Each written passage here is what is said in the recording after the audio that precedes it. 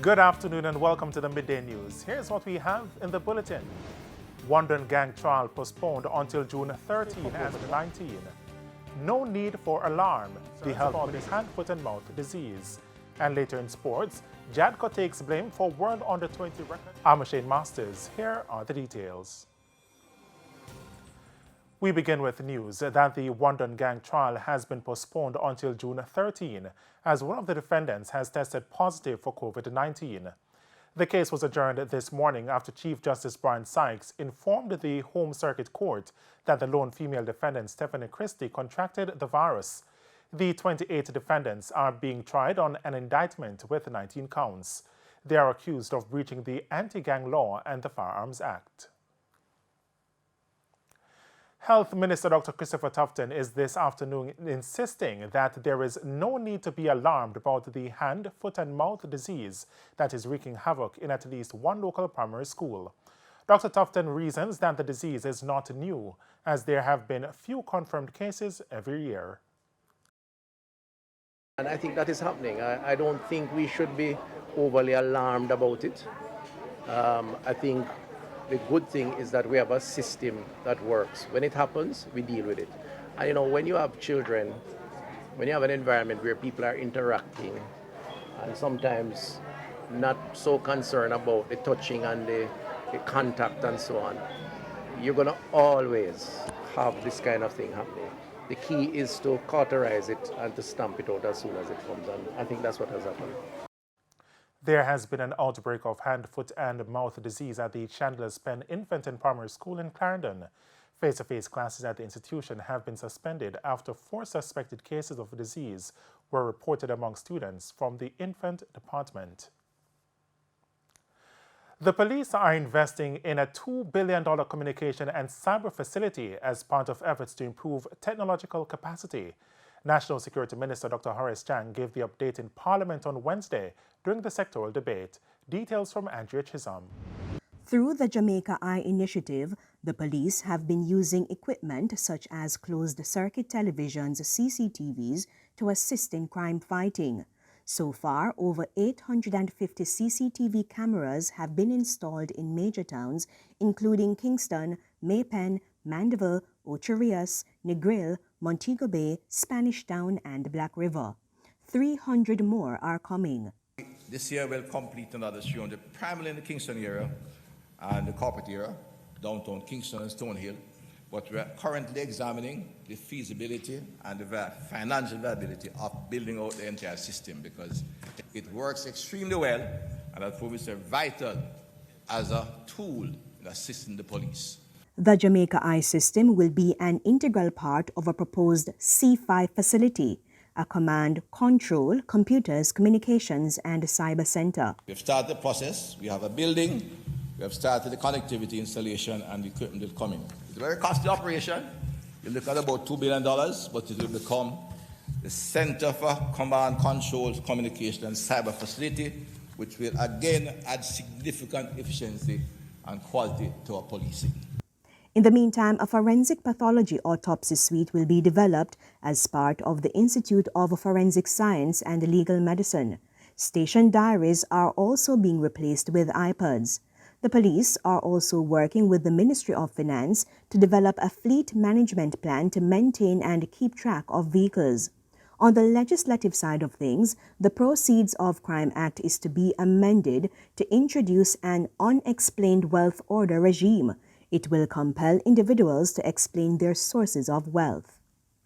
During the course of this year, we'll bring about significant review of the Correction Act, bill to be properly developed, National Intelligence and Security Bill. Andrea Chisholm, TVJ News. More than a week after the Morant Bay Arcade in St. Thomas was significantly damaged by fire, affected vendors are appealing for assistance. Sandra Williams has their story. On May 2022, vendors at the Morant Bay Arcade woke up to news that a section of the establishment was on fire. The small business operators say they lost everything. Since then, they've been struggling to recover their losses. Right now, my friends are letting me use that shop there, so I've been working on it since the day of the fire, after the fire. So we have to operate out of it, the two of us right now. So when somebody come for her, I let her use it, and when somebody come for me, I use it. We haven't received any kind of assistance yet. And my girlfriend, she's talking to people with the mayor's office and stuff like that, but nothing's happened yet. I don't know where to go, and we can't put up back nothing. But I was saying that if they gave us a chance to put up something and even charge more, we'll just take the losses and still do what we have to do, because we have to eat. We can't go out there, go thief, we can't go out there, go do nothing. We have to just work for what we want. You understand? But we need help. Sometimes if Mr. Desmond Mackenzie or the government, we are pleased. We need help. Everything that we had going had to stop. I have a business loan because I took out the business loan to buy a printer to start doing the copying, and now I can't pay that because no income. Following a meeting involving the St. Thomas Municipal Corporation and the vendors, Councillor for the Morants Bay Division, Ron Bryan, said the vendors who were displaced by the fire have been given permission to use a section of the Morants Bay market. However, some vendors claim otherwise. Nothing like that. All of us are here same way. People are wondering where to go next. But me decided to go and stay right at the corner there. So I don't have nowhere to go other than right there. Take chances and sit on the roadside and do what we have to do. But you know, when them start work, we have to be running up and down. So that's why I'm begging help. I really, we don't know. We don't have nowhere to go. In the meantime, the municipal corporation said plans are being made to build a new arcade in Morants Bay. However, a timeline for construction was not given. Sandy Williams, TVJ News. And it's time for a break here on the Midday News. Stay with us. More stories when we return.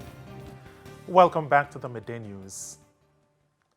Scores of people turned up at the St. Margaret's Anglican Church in St. Andrew to celebrate the life of veteran broadcaster, journalist, and playwright Barbara Gluden.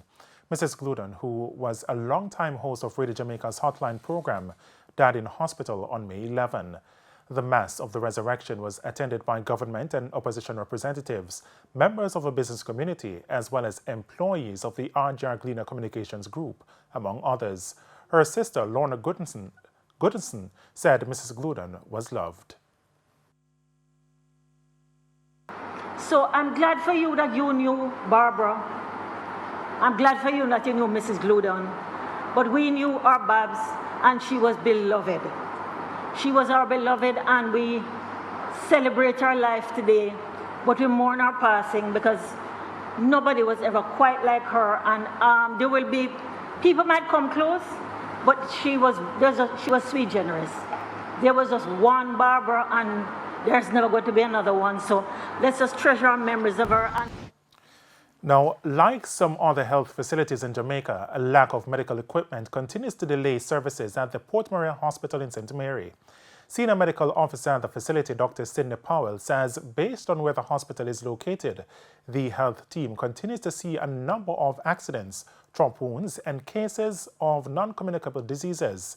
Speaking at the handing over of a piece of well-needed medical equipment recently, Dr. Powell says the hospital is stretched thin daily in dealing with these conditions. The whole issue of cardiac disease and the fact that there is a widening gap between resources that you would need to deliver care and the demand on the service. And it doesn't matter how much you put in, whereas when you consider COVID, is that that gap continues to widen because the population continues to grow. But with the donation of a defibrillator and other devices from the airport authority, the items will go a far way in improving health care at the hospital. The equipment is designed to manage patients' heart and restore normal function. The value of an item until you do not have it. And so we are happy, it is heartening that this piece of life-saving equipment is now available. So it's not just another equipment, this is a life-saving piece of equipment. And it is a good look for all of us when we can gather with the sole purpose of working toward making healthcare better for the people that we serve and for ourselves. Because if we become unwell, for a lot of us, Port Maria is our nearest facility. To a specific place, people like to come back and see what you gave, and that will encourage them to give more. A man is dead and another injured following a shooting in Anoto Bay, St. Mary last evening. The deceased has been identified as 33-year-old Victor Brown, a fruit vendor of Bottom Bay in Anoto Bay. It's reported that Mr. Brown was at his fruit stall in the town when he was pounced upon by a man armed with a handgun. The attacker fired multiple shots, hitting Mr. Brown in the upper part of his body. It's understood that Mr. Brown ran onto the main road before collapsing near the Jamaica National Bank. Another man who was standing at the entrance of a nearby restaurant was also shot in his right lower arm and the right side of his back. Both men were transported to the Anoto Bay Hospital, where Mr. Brown was pronounced dead on arrival. The other man was admitted in serious but stable condition. This latest incident brings to 19 the number of murders in St. Mary since the start of the year. And it's now time for the Business Minute. Pan Jam Investments saw increased profits of $1.1 billion for the first quarter ended March. For the corresponding period last year, profit was $1 billion. Revenue for the investment company, however, declined. Total revenue was $775 million versus $785 million in 2021. Pan Jam gained $236.9 million from investments income. It says property income was down 4.2%. However, its real estate portfolio remained stable. And we do apologize for that incorrect insert. Now, OPEC has agreed to pump more crude oil over the next 2 months as Russian production begins to drop due to Western sanctions. The oil exporters cartel said it would increase supply by 648,000 barrels per day in July and August under a supply agreement with other producers, including Russia, known as OPEC+. Now time for the top regional and international stories with Sandy Williams. In regional news, in Grenada, the Parliamentary Elections Office PEO says 41 candidates have been nominated to contest the June 23rd general elections, with the two main parties contesting all 15 seats in the parliament.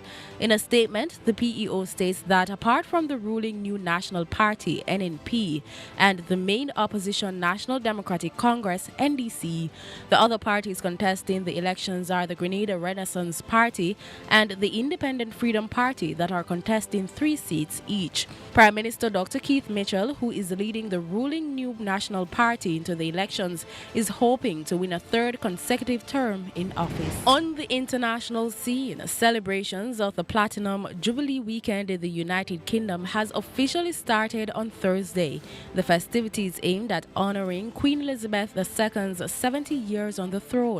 People from all over the world packed the streets in London to watch the trooping, the colour military parade, the royal procession and the iconic balcony shot, with the members of the working royal family lining up on the balcony of Buckingham Palace for a military flyover.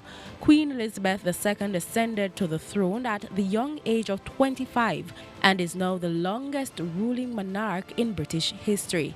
At 96 years old, Queen Elizabeth is also its longest living monarch. And those were the top regional and international stories. I'm Sandy Williams. And we head to a quick break. When we come back, Renardo Brown will have your midday sports report. Welcome back. It's now time for your midday sports. Jamaican Brandon King followed up his maiden one-day international half century with another as West Indies defeated the Netherlands by 5 wickets to take an unbeatable 2-0 lead in their 3-match series in Amsterdam. King made a career best and top score of 91 not out as the Windies set 215 to win, got a victory at 217 for 5. Casey Carty supported with 43 in his first batting effort in ODIs as the two posted 118 runs unbroken for the 6th wicket. Kyle Mears was next best with 22 as the Caribbean side found themselves 99 for 5 at one stage. Bas de Leda claimed 2 for 46 for the Netherlands. Now, early electing to bat, the home side squandered a good start to be bowled out for 214. Scott Edwards top scored with 68, while Max O'Dowd made 51 and Vikramjit Singh 46. In fact, only the 3 batsmen got to double figures as the Netherlands lost 10 wickets for 113 runs, having been 101 without loss. Akeal Hussain was the main architect of the Netherlands' demise, bagging 4 for 39, while Azar Joseph ended with 2 for 13. And the entire morning session of the final round regional four-day game between the Jamaica Scorpions and the Leeward Islands Hurricanes at the Brian Lara Cricket Stadium was lost due to rain. The Hurricanes, who are looking to win their first regional title in over 2 decades, were set to start their reply to the Scorpions' 302 all-out from day one. With more rain forecast for Friday, should the entire second day be lost, it would be a massive blow for the Hurricanes in their bid to win the title. They had started the final round just 1.6 points behind the Barbados Pride. On Wednesday's opening day, Paul Palmer's 144 not-out steered the Scorpions to 302 all-out after they were reeling at 10 for 3. Jamie Merchant, 55, and Aldine Thomas, 31, also got among the runs as Sheena Berridge, Rakeem Cornwall, and Colin Archibald all took 2 wickets. And the Lords continue to be an unhappy hunting ground for New Zealand batsmen as the Black Caps suffered a massive collapse on day one of their first test against England. The visitors were bowled out for just 132 runs in their first innings after electing to bat. New Zealand were in trouble from the first hour of the day as they were reeling at 12 for 4 at drinks. The team never recovered despite calling the Grant home, top scoring with 42 not out, and Tim Southey 26. 39-year-old Jimmy Anderson, who was left out of the team for the tour of the West Indies, bagged 4 for 66, but it was debutant Matthew Potts who impressed with 4 for 13. In their first innings reply, England, they were struggling at 100 for the loss of 7. And Chairman of the Jamaica Anti-Doping Commission, Alexander Williams, says an investigation is currently underway into why Tina Clayton was not tested following Jamaica's under-20 4x100-meter relay world record run at the Carifta Championships in April. Here's Sandy Williams. On Wednesday, news broke that the time of 42.58 seconds done by Serena Cole, Tia Clayton, Brianna Liston, and Tina Clayton was not ratified, as not all members of the team were subjected to doping control. Speaking on Radio Jamaica's Beyond the Headlines on Wednesday, Williams admitted that JADCO faltered in not testing one of the athletes. Williams also noted a decision on possible sanctions will be taken following the completion of the investigations. There was no conflict. The athletes ought to have been tested, and quite frankly, I am very and extremely disappointed in all of this. I feel the pain. I can tell you that the athlete J3s must feel in this situation. I don't know if it can be corrected in any way. Meanwhile, sports attorney Dr. Emir Crown, who was speaking on Hits 92 FM's Sports Grill on Wednesday, says legal repercussions could be explored as the J3As had requested for all the athletes to be tested. What is clear, and what even the JAAA has said, is that at a minimum there appears to be some sort of breach of contract. And, whether you combine that with what appears to be utter negligence and perhaps breach of fiduciary duties. Again, not giving legal advice, but it seems to me that there may well be recourse against JADCO. A J3A's release on Wednesday said JADCO took the decision unknown to the J3As and NACA's anti-doping delegate not to test the athletes based on a JADCO standard. Sandy Williams for TVJ Sports. Thanks, Sandy. And finally, leaders Waterhouse FC will look to move 3 points clear at the top of the Jamaica Premier League as they travel to face Mount Pleasant Football Club in their rescheduled game later today at Draxall. Waterhouse currently lead the standing with 42 points, with Mount Pleasant third on 37, but have played a game more. A win for Waterhouse would see them move 3 points clear of second place Dunfermline FC with 3 games to complete the league format. For Mount Pleasant, victory would take them to within a point of the top 2, which would give them automatic qualification to the semi-final round. The game is set to kick off at 3 p.m. And that's it for your Midday Sports Report. Shane, it's back to you. Thanks, Leonardo. And that's it indeed for the Midday News. Join us at 7 for Primetime News. On behalf of the news, sports and production teams, have a good afternoon.